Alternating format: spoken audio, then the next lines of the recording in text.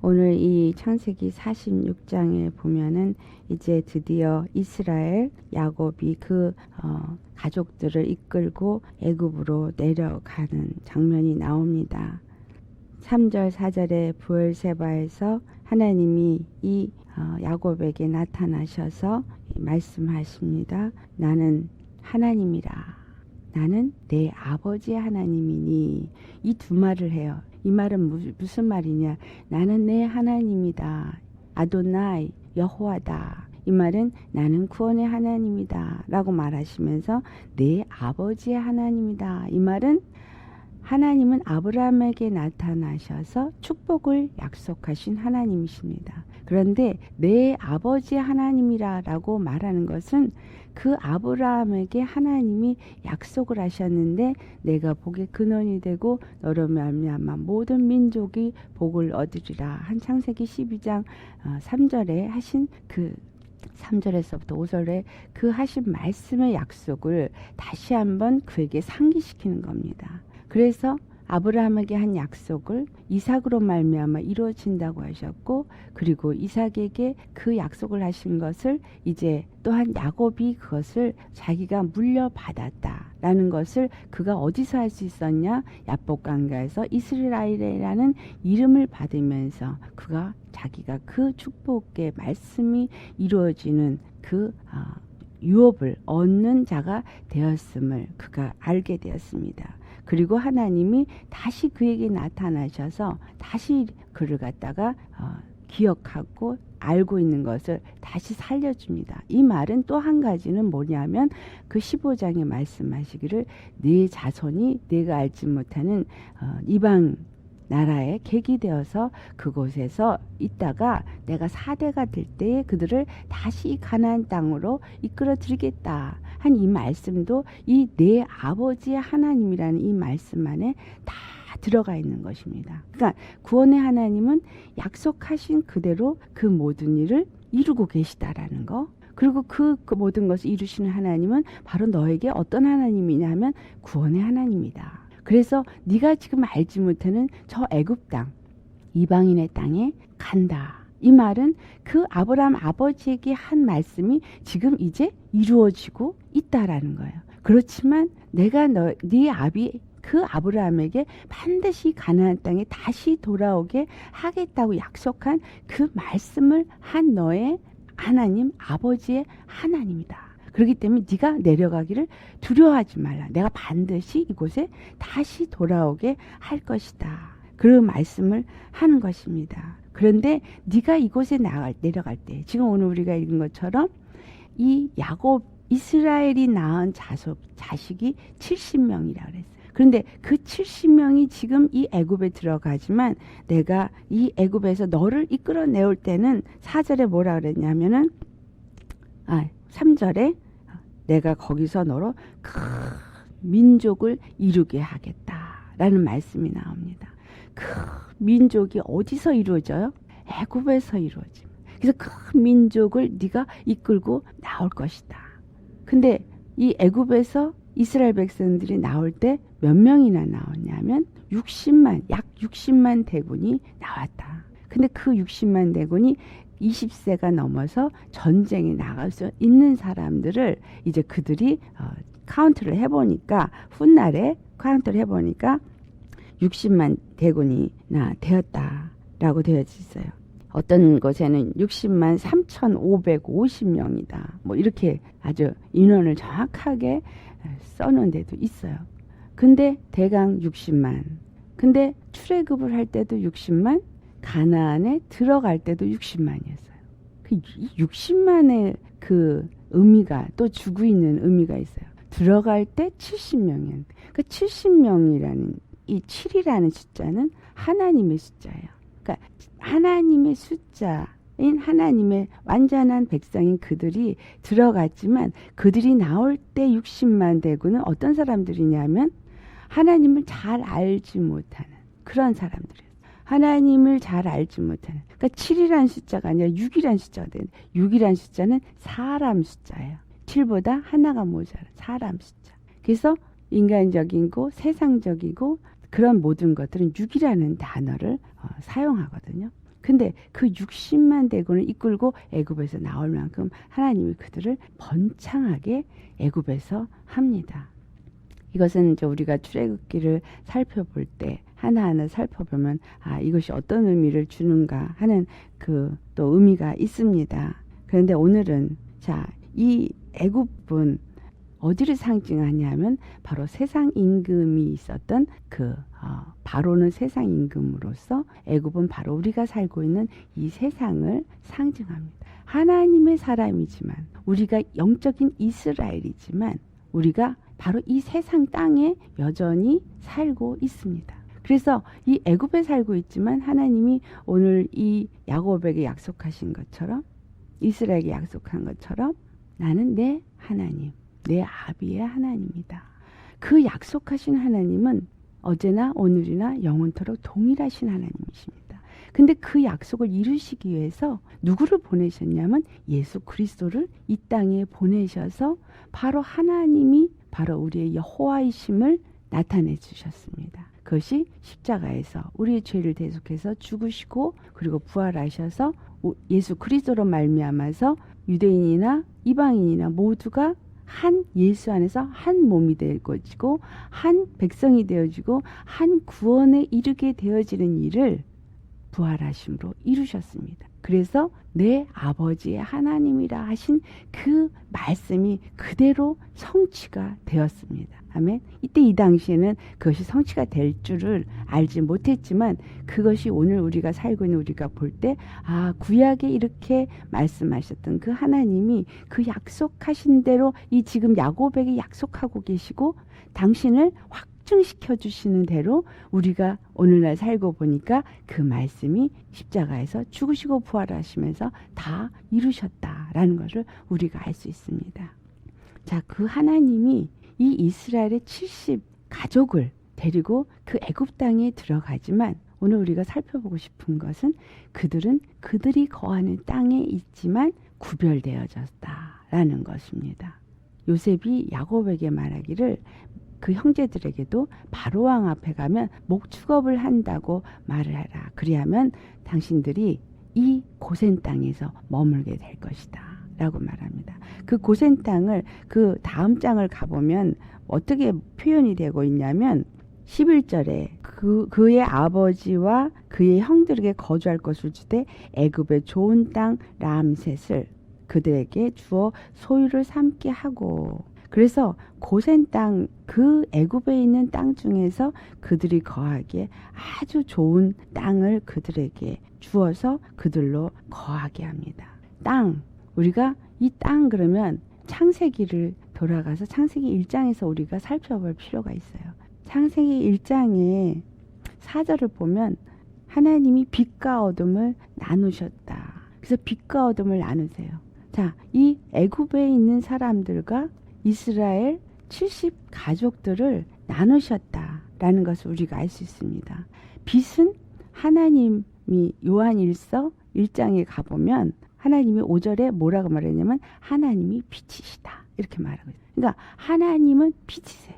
그런데 거기서 우리가 그 6절 7절을 보면 너희가 하나님과 사귐이 있다고 하면 어두운 가운데 거하지 않냐고 너희가 빛 가운데 있는 자라.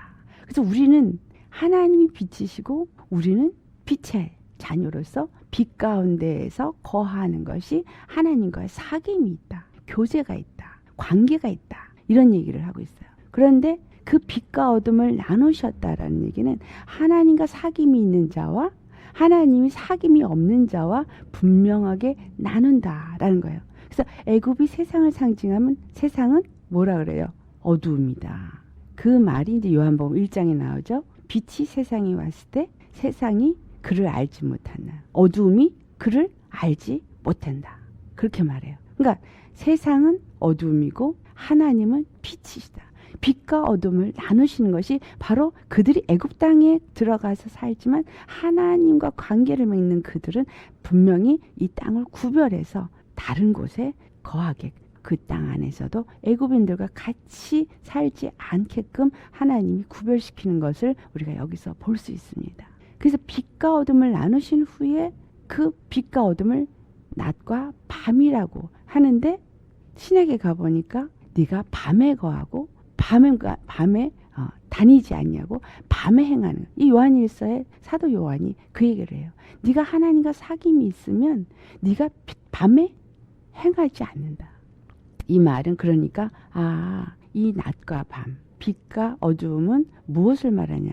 하나님 안에서 행하는 것과 하나님 밖에서 행하는, 그러니까 영적인 삶과 육적인 삶을 말하고 있다라는 것을 알 수 있습니다. 그런데 이 고센 땅을 우리가 볼 때 출애굽기에 어떻게 말하냐면 출애굽기에 8장에 뭐라고 말하면 내 백성이 거하는 고센 땅을 구별했다라고 말씀하고 있어요. 한번 찾아보세요. 출애굽기 8장 22절. 왜 그렇게 했나? 출애굽기 8장 22절하고 23절을 우리 보기 원해요.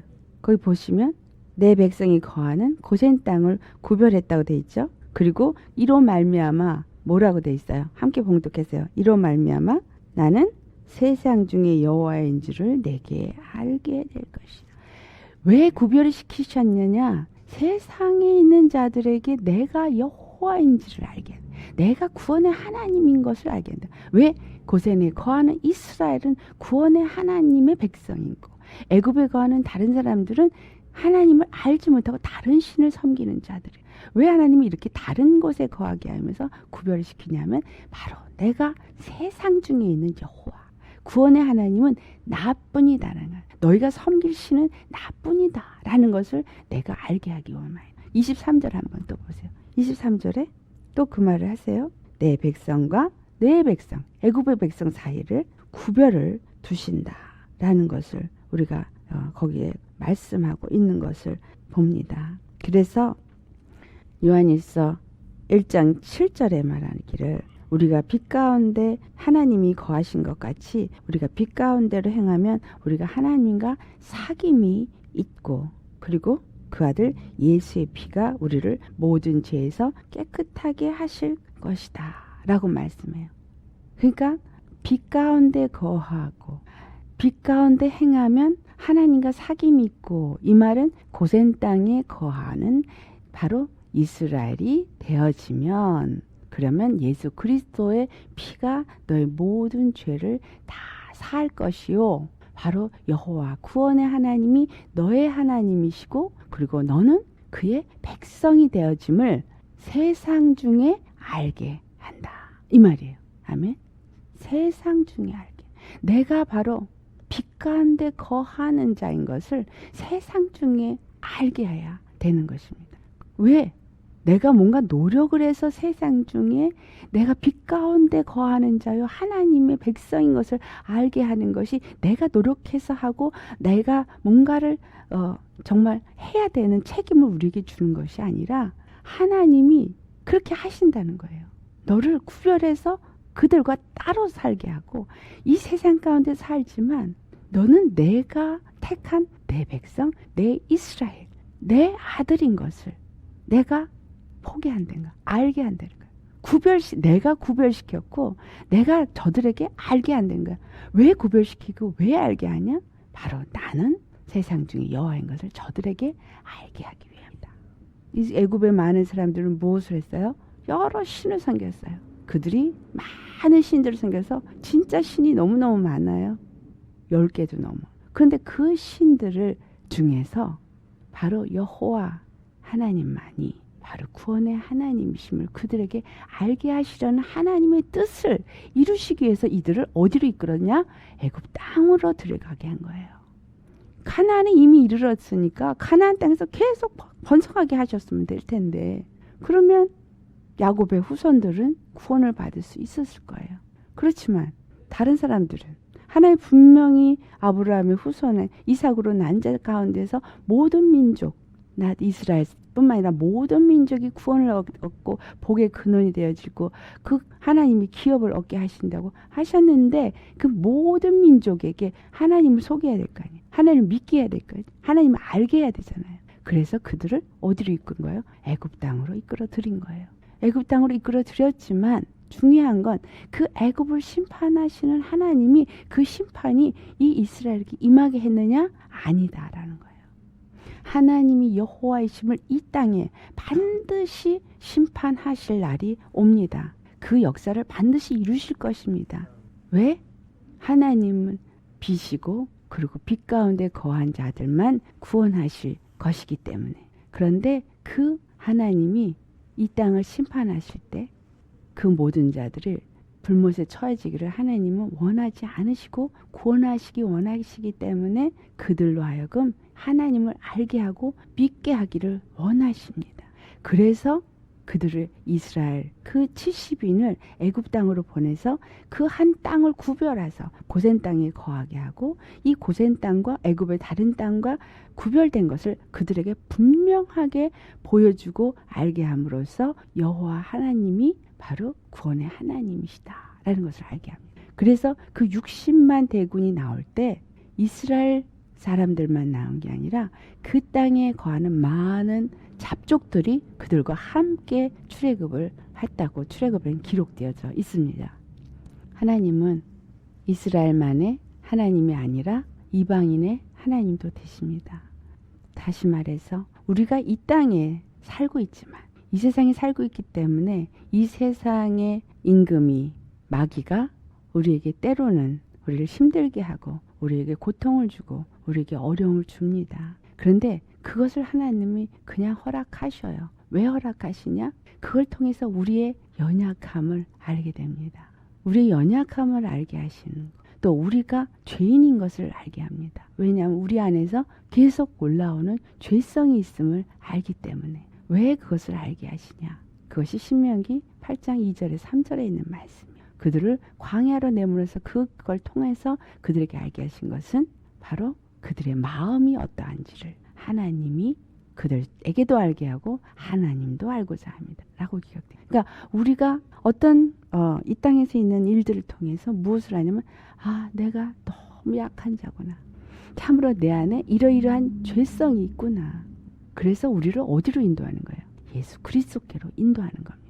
예수님께 인도해서 결국은 그들이 그 고센 땅 람셋으로 구별되어져서 이스라엘 백성이 많이 거하는 그 땅에서 풍성하게 그 기근을 때에 기근을 다 지나게 하십니다. 이것이 이제 요셉을 통해서 하나님이 준비하신 것입니다. 그래서 우리가 이 땅에서 지금 예수님의 은혜를 입고 예수님의 말씀을 먹고 예수님 안에서 물론 정말 낯선 땅에 특히 우리 이제 이렇게 이민 와 있는 사람들은 정말 낯선 미국 땅에서 이민자로서 갖는 여러 가지 어려움들 경험합니다. 그럼 우리는 지금 애굽에 내려간 이스라엘 백성들의 그런 낯선 땅에서의 어려움 우리는 충분히 이해할 수 있죠.